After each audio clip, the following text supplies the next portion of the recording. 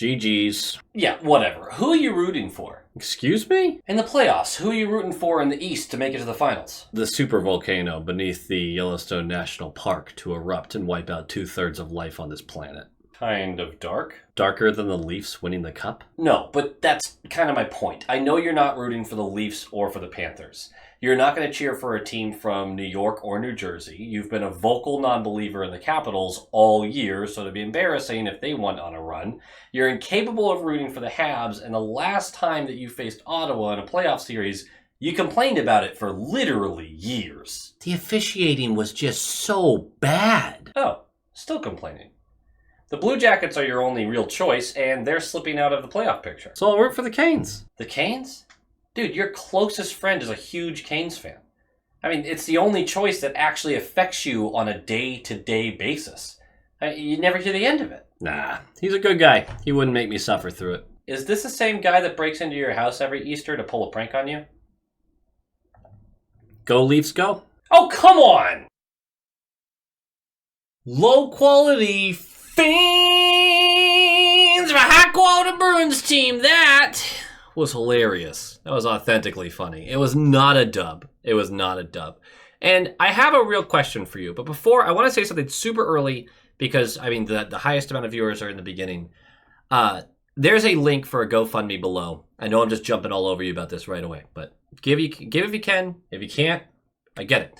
But a friend of the channel, a very long-time friend of the channel, has pointed out that a close friend of his has gone through a pretty serious disaster. And it's an accident that just has some huge repercussions to the person's life.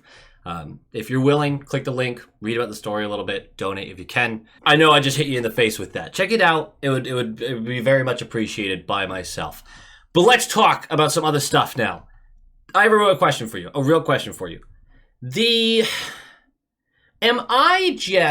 The expectations have changed for the team. I've become much more casual about the result of the game. I think that's playing a role. But this team, we're going to talk about the game, but many of you watched the game. And the way it just got absolutely mollywopped, just smacked around, absolutely.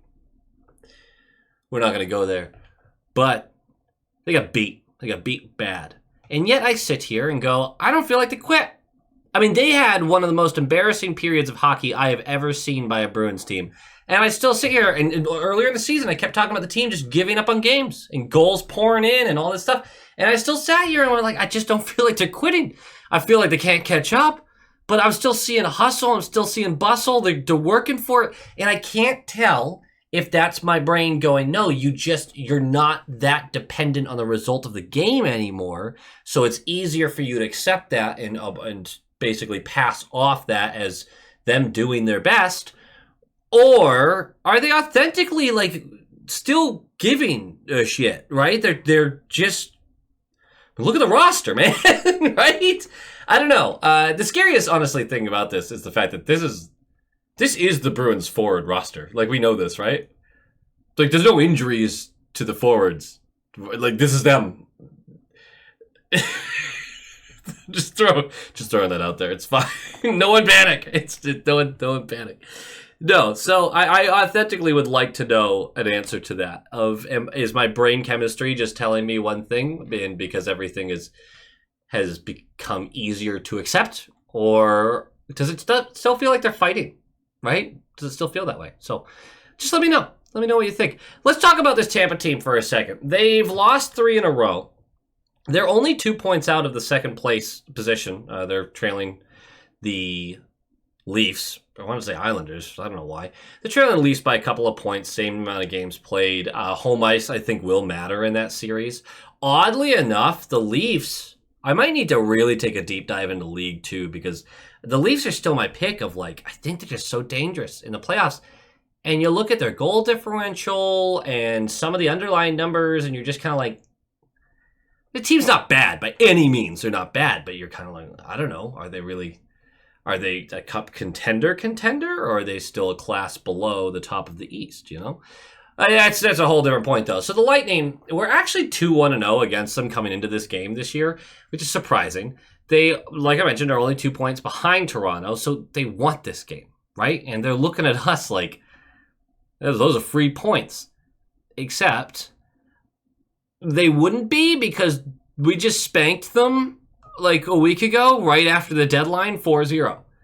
Spanked is a weird word for that after finally having gone back and watched that game and seen some of the bounces on that one. But it might be more of a revenge game for them, which the universe made sure of, which we'll talk about. They are an excellent team, 5th on the power play, 8th on the penalty kill, 2nd in goals scored per game, and 8th in goals allowed per game. Vasilevsky has also returned to his usual form, sporting an excellent .920 save percentage. There's a rule that I used to follow that I keep forgetting to follow.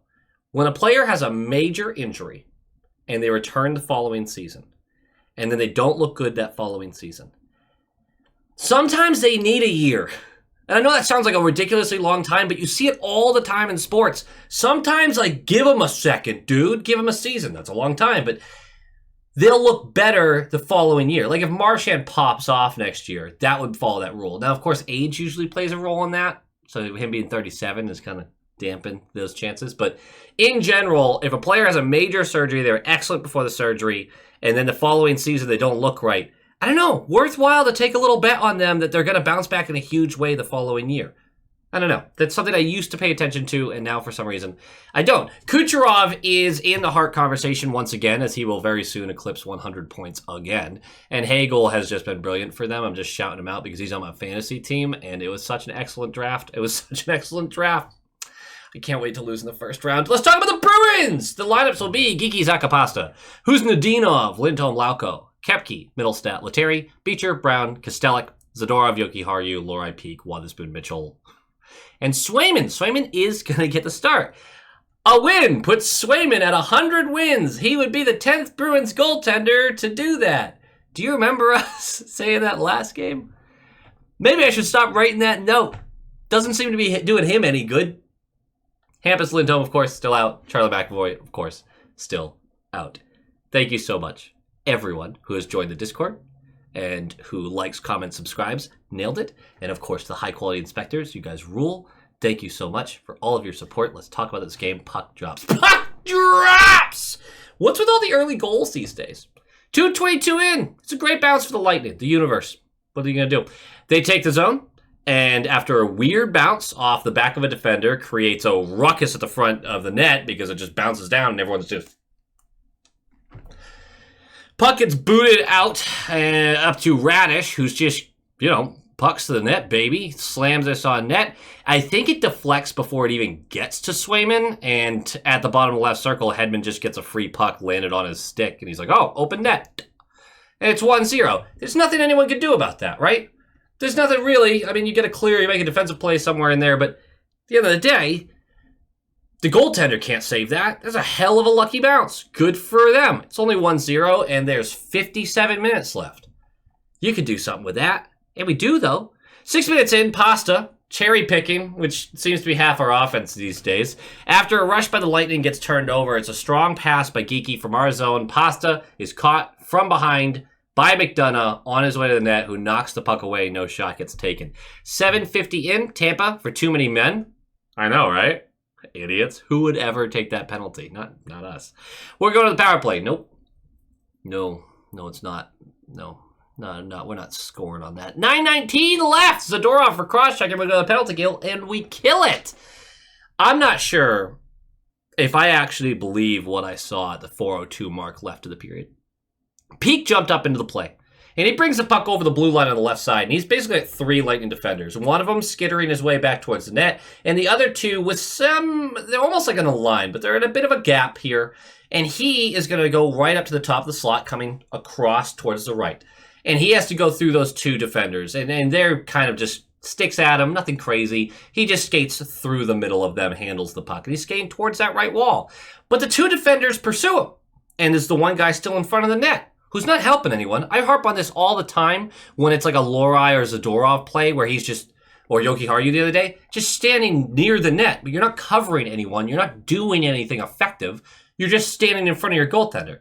Well, the 2 that followed Peak weren't expecting Peak to just suddenly pivot and whip this to the slot with eyes in the back of his head for Elias Lindholm. It's tape to tape. It's perfect. Who just loads up a one-timer and hammers this high blocker, and it's 1-0. Not 1-0. We already got scored on. It's 1-1.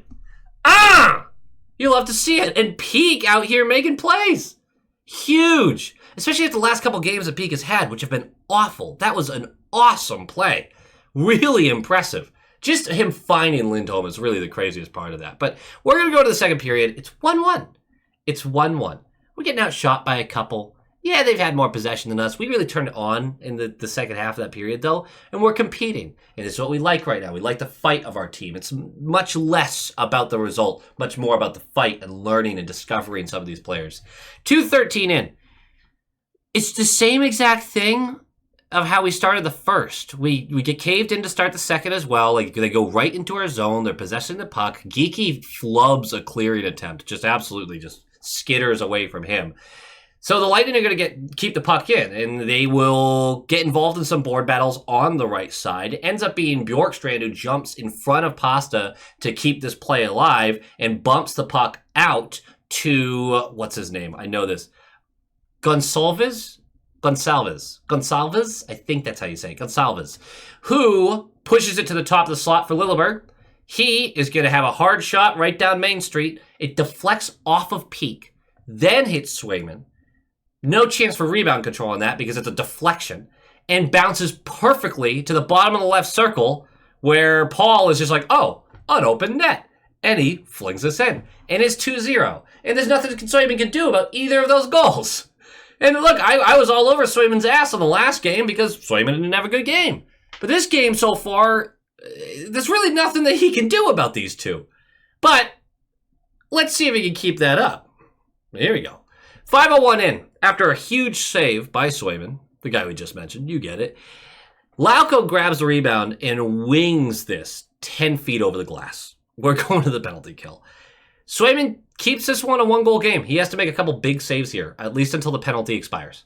7:22 in, so the penalty's been expired for 21 seconds. Tampa still has possession in our zone, you know, that dangerous minute directly after you kill a penalty, and they're going to move that puck quickly around. It's going to get to Hedman at the right point. And Hedman's going to try to launch this in on net. Sorelli coming across the slot, gets the tip, and it's going to beat Swayman blocker side. He has no chance on this one. This is a perfect tip. And it is 3-1.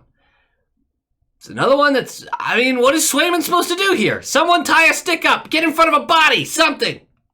It's fine. It's fine. It's fine. 4:15 left. A 4-on-2 for the Bruins. This is massive. This will be our first legitimate scoring chance this period. This is it. The pass is broken up and no shot is taken. Lohrei kind of sticks too close to the other forward rather than just kicking it back. The other forward could slow down a little bit so that there could be a gap, but instead it's the two of them, so the defense gets to play a little tighter, and the pass, like, there's just a stick work. It's a good job by the defender to get the stick in there, but it gets broken up. So no chance here. That's going to be really important. No shot was taken. 2:52 left. Tampa is set up. They have been set up in our zone for about 16 and a half minutes this period. Puck moved to Lilleberg at the top of the slot. He winds up and hammers this into a forest of bodies. Radish gets the tip, high blocker, no chance for Sway 4-1. Nice! Okay, let's talk about something important here. The shots were 19-0 this period. Sorry, 20. They went back and corrected it later. 20-0 this period. Yeah. 20-0. That's one of the worst offensive periods I've ever seen the Bruins play, obviously, right? Yeah, that's a tough look. Sacco never so much as called a timeout. Just let it happen. Whole period. Didn't even get a shot off. You were in the offensive zone like 3 times. That's a little hyperbolic, but it was that tough. It was that tough. Sacco just stood there like a cardboard cutout. I would have been screaming at my team. I don't know. Usually I'm a pretty mild-mannered guy, as you can tell. I'm a big softy over here. I would have been irate. Brutal. Let's talk about this third period. And we needed something, and we did get something early. 23 seconds in, we see the plan. They wanted to cool Vasi down by giving him 0 work the entire second period. So it's been literally an hour plus since he faced a shot. The Bruins immediately get into the offensive zone. The puck is moved to Joki Harju, who's at the right point. He kind of and just moves it like 6 feet over to his right where Huznadinov is also there. And he's like, okay, that was weird. Thanks, man. And he just flings this on net from the right point. And it goes through an absolute, I already used the word forest. I have not a synonym for forest. It's fine. It gets through everybody's legs and somehow beats Vasilevsky 5-hole, who looked like he shut his legs on it, but it just squeaked through. And that's 2 goals in 2 games for Huznadinov. And even if this one's a little bit lucky, I believe we take those 4-2. Hell yeah. 132 in. Peak is caught high. Turns into a breakaway for Kucherov, who gets stoned by Swayman glove side. And a little piece of me is like, all right, we still got like 18 minutes left. Swayman's playing like that. Maybe a little puck luck. We can get back into this one. It won't happen. Hagel's going to get an empty netter. And then Cirelli's going to get another empty netter. So it'll be a 6-2 final. It's really nothing else to speak about in that third period. That just didn't have enough. We only took 4 shots that whole period. We ended up with 12 shots in the game. As one of the game notes, that is the second fewest shots in a game for the Bruins since it started being tracked in 1959. There was a game against the Flyers in 1999. This research was done by Ty Anderson on Twitter. And he's also a journalist, as many of you know. 1999, a game against the Flyers in which they had 11 shots. So this is not a great time to make history for the Bruins. Another game note, Swayman, whomst I was critical of last game. And I talked about the debate that's going to happen. And there were some colorful comments about that. Not his fault in this one, man. Not his fault at all. This is, out of the 4 goals that beat him, not a single one did he just get, like, beat clean or even close to it. 2 of them were great tips. Not a ton you can do about that. And then 2 of them were great bounces that led to a wide open net. Literally nothing you could do about that. I mean, I know we want that, like, miracle save and the game-stealing save and stuff like that. There's certain times where it's just not going to happen, and this is one of them. So this is the game where if you comment and criticize Swayman a bunch, it doesn't make sense. You want to criticize him for the season? Oh, yeah, have at it. You can say whatever you need to say. But if it's about this game, this one wasn't on Swayman at all. At all. The Bruins went a whole period without getting a shot on net. I think the one guy I don't feel like blaming is the goaltender. Other fun game notes. Sacco is doing everything possible to make sure he isn't coach next year. The guy doesn't do anything. And it's bothering me. And again, I like Sacco. I do as a person. He's been a good part of this team for a long time. Good soldier. It's just been bad under him. And I know it was going to be bad regardless, no matter who the coach was. This is less about the results and more about the choices I'm watching being made. I don't like the lineups often. I don't like his reaction to plays. I don't like his lackadaisical attitude on the bench. There's not a lot there selling me on this guy being a positive changing force as we try to get this team back to competitiveness. So just a bummer there. Just a bummer. And the last one, and probably the most important game note I have, Huznadinov needs a nickname. And Christian Howard on Twitter suggested Nut Daddy. So we're gonna need something to beat that. We're gonna need something better. Fairly concerned if that's our best option.